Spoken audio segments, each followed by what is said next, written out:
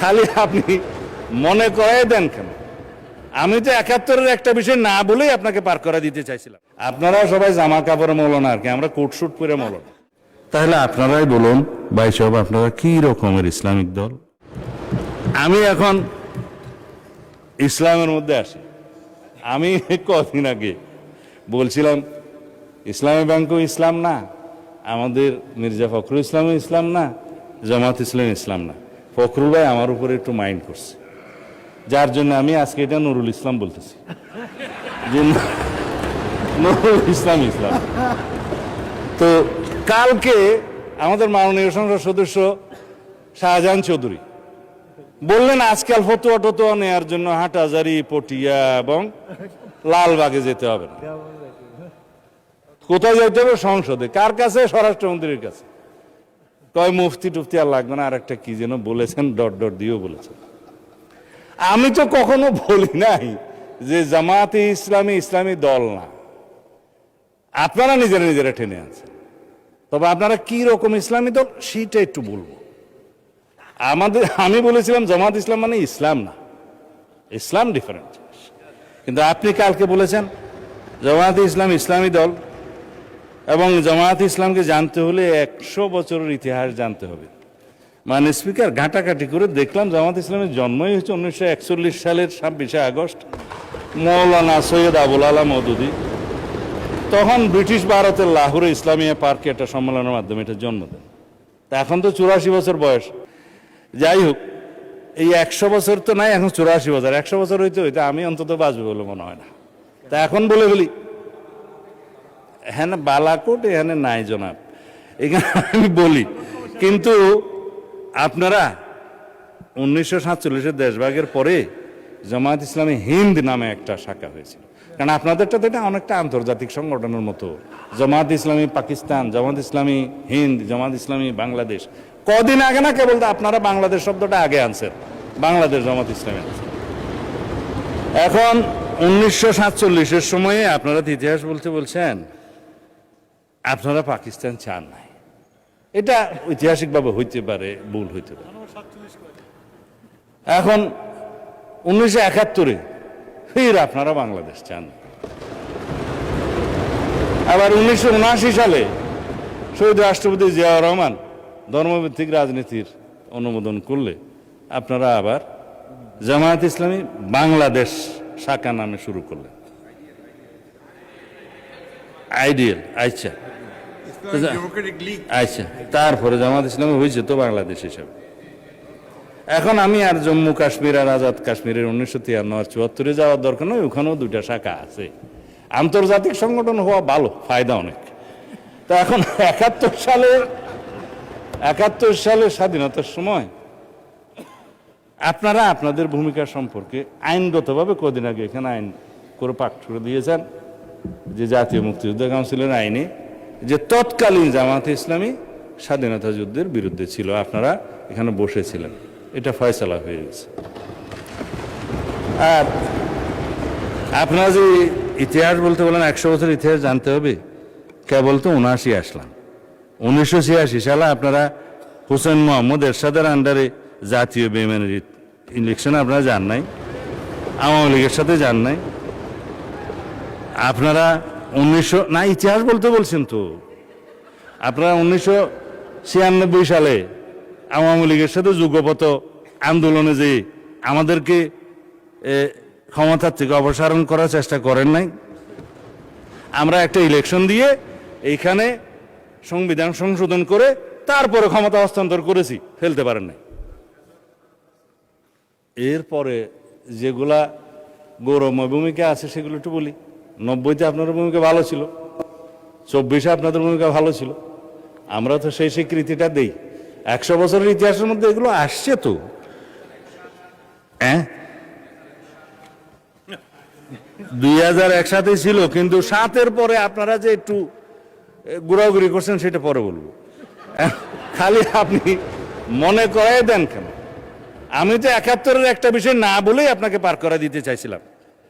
আপনারা মালেক সরকারের সময়, গভর্নর মালেক সরকারের সময়, পূর্ব পাকিস্তানের সরকারে বাংলাদেশের স্বাধীনতা যুদ্ধকালীন চলার সময়ে জামাতের 2 জন সদস্য মন্ত্রিসভায় ছিল না? এই ইতিহাস আমি বলতে চাই নাই।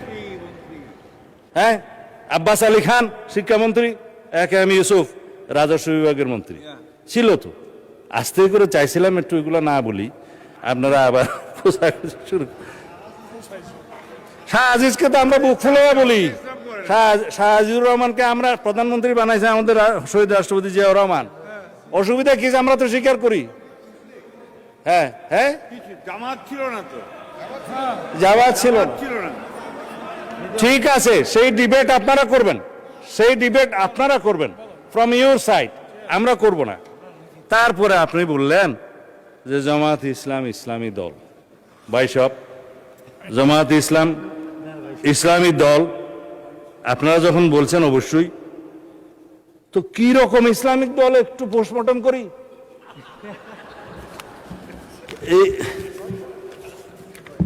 এইটা হচ্ছে আপনাদের নির্বাচনী ইশতেহার দলিল। এটার মধ্যে মনে হয় 93 পৃষ্ঠা আছে, খুব রঙিন রঙিন পেজ, দেখতে খুব সুন্দর। এখন আপনারা এই পূর্ণাঙ্গ বইয়ের কোথাও কি আপনারা বলেছেন যে আমরা শরিয়া ব্যবস্থা জারি করব, শরিয়া ভিত্তিক রাষ্ট্র ব্যবস্থা করব? করেন না। জবাব আপনারা দিন।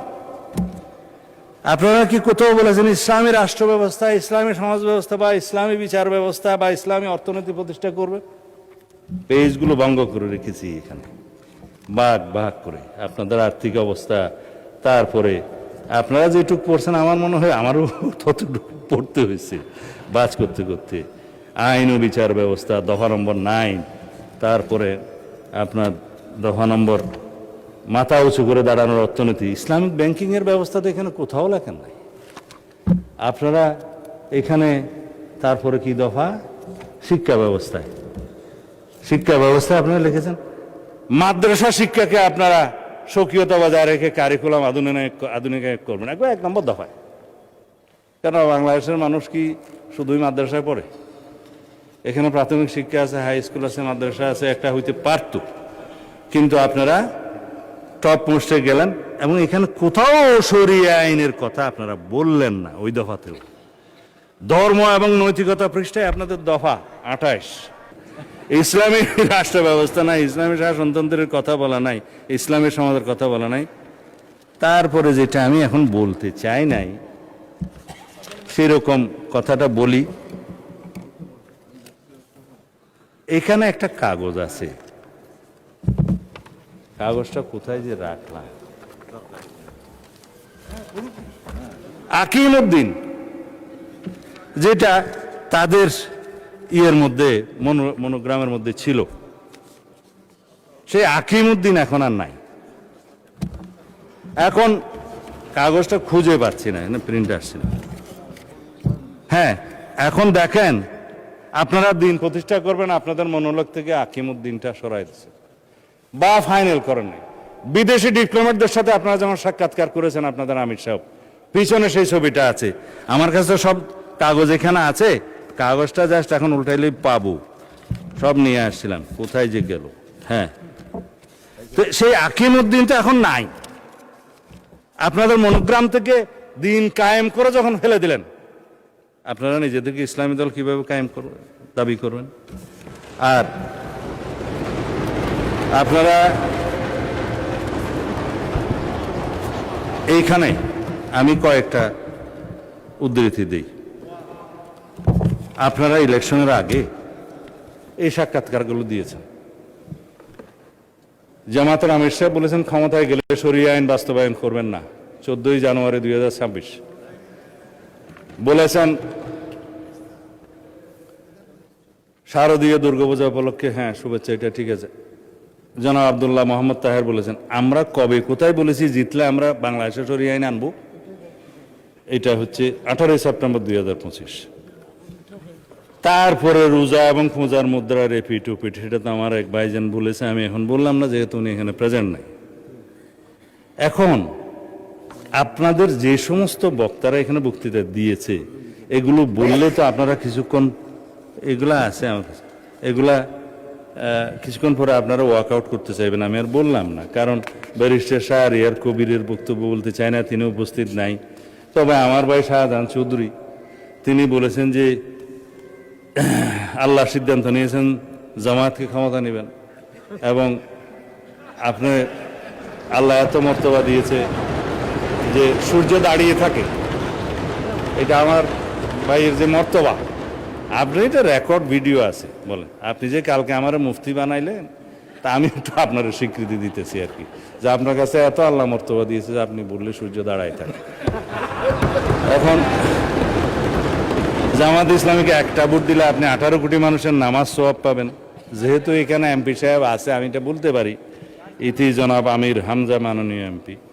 এইভাবে বলতে বলতে বলতে বলতে কত বলতে পারবো তা জানি না।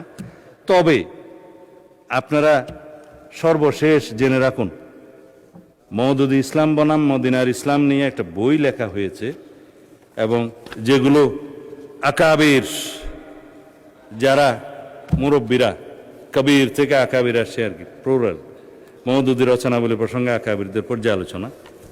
এত কিছু বলবো না, যেহেতু মাননীয় স্পিকার সময়ের দিক থেকে খুব কিপটামি করতেছে, সেই জন্য। মাননীয় স্পিকার, মওদুদিবাদের মূল কথা হলো ইসমতে আম্বিয়া, মানে নবীগণ নিষ্পাপ, এবং সাহাবায়ে কেরামকে মেয়ারে হক বা সত্যের মাপকাঠি, এই দুইটা বিষয়ে তিনি সমালোচনা করেছেন, মানেন। যার কারণে যারা আকাবির মানে পর্যালোচনা করেছেন, তাদের মধ্যে নাম বললেই উপমহাদেশে যাদের কথা সবাই চিনবেন, মৌলানা আশরাফ আলী থানভী সাহেব রাদিয়াল্লাহু আনহু,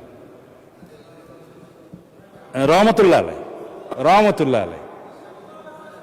আর ভাই স্লিপ অফ টাং তো হইতেই পারে, তবে মোটামুটি আরবি কিছু জানি। রহমতুল্লাহ আলাই রাদিয়াল্লাহু আনহু সাহেব ইয়ের ক্ষেত্রে সাহাবীর ক্ষেত্রে, ঠিক আছে।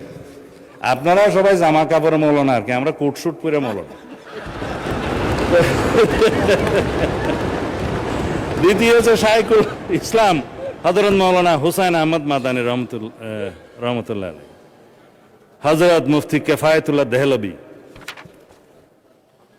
মোহাম্মদ হযরত মৌলানা তৈয়ব সাহেব মহতমিম দারুল উলুম দেওবন্দ, মৌলানা আব্দুল লতিফ মহতমিম মাজহারুল উলুম সাহারানপুর, মাজার শাইখুল হাদিস মৌলানা জাকারিয়া সাহারানপুর। এইভাবে বলতে বলতে আরো অনেক বলতে পারি, সময়টা চলে যাবে। তাদের সবার অভিমত হচ্ছে এই বক্তব্য যদি মোল্লা মওদুদী সাহেবের না হয়ে থাকে ঠিক আছে, যদি প্রতিষ্ঠিতভাবে হয়ে থাকে তাহলে আপনাদের বক্তব্য প্রয়োজন।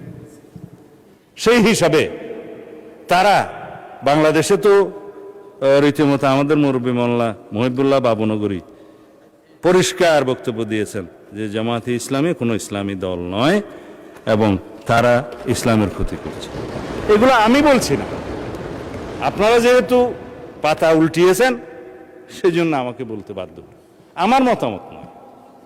তবে আপনারা ইসলামী দল, আপনারা নিজেরা দাবি করেন, কি রকম ইসলামিক দল সেইটুকু শুধু আমি কিছুক্ষণ আগে একটু বয়ান করছিলাম। সুতরাং যেখানে আপনারা আকিমউদ্দিন প্রতিষ্ঠা রাখতে পারেন না, সরিয়ে ফেলেছেন, আবার আনলেও আনতে পারেন, অসুবিধা নাই, এটা বুটের জন্য হয়তো সরাইছেন। আর আপনারা কোথাও সরিয়ে আইন বাস্তবায়ন চান না। আপনারা ইসলামী ব্যাংকিং প্রতিষ্ঠার কথা আপনাদের ইশতেহারে বলেন নাই। আপনারা ইসলামী সমাজ ব্যবস্থা, ইসলামী অর্থনৈতিক ব্যবস্থা, ইসলামী বিচার ব্যবস্থার কথা কোথাও বলেন নাই। তাহলে আপনারাই বলুন ভাই সাহেব, আপনারা কি রকমের ইসলামিক দল? এইটা আমাদের জানতে ইচ্ছে করে। এটা কোনো বিতর্ক নয়, এটা বিতর্কটা আপনারা তুলেছেন বলে আমাকে জবাবগুলো দিতে হয়েছে। তো এই ফতোয়া দেওয়ার জন্য ফতোয়া আলমগীরিও মুখস্থ করতে হয় না, মুহাদ্দিসও হতে হয় না, পটিয়া হাটাজারিতেও যেতে হয় না, এগুলো সাধারণ জ্ঞান। তা আশা করি বাংলাদেশের জনগণের সাথে আপনারা ট্রান্সপারেন্টলি, স্বচ্ছভাবে আপনারা যা তাই আপনাদেরকে প্রকাশ করবেন। আপনারা যা নন সেটা নিয়ে আপনারা জনগণের সামনে অবশ্যই কোনো রকমের দ্বিচারিতা করবেন না। আমি প্রতারণা শব্দটা বলি না, কারণ এটা একটা আনপার্লামেন্টারি ওয়ার্ড। তা আমি এই 9:30 পরেও যদি বক্তব্য দিই তাহলে পরে অনেকেই বিরক্ত হবে। আমি মাননীয় স্পিকার, ওইখানে তো আবার 27 মিনিট আছে, এটা কেমনে আসলো? না, আপনি বলেন। না না না না বলছি। এই? আচ্ছা, মাননীয় স্পিকার, ওনার সময়টা আপনি ওনাকে কালকে দিন। আমি ওনার সময়টা নিতে চাই না, এটা একটু অসুন্দর দেখে। আমি আর অন্য কোনো সময় ধন্যবাদ।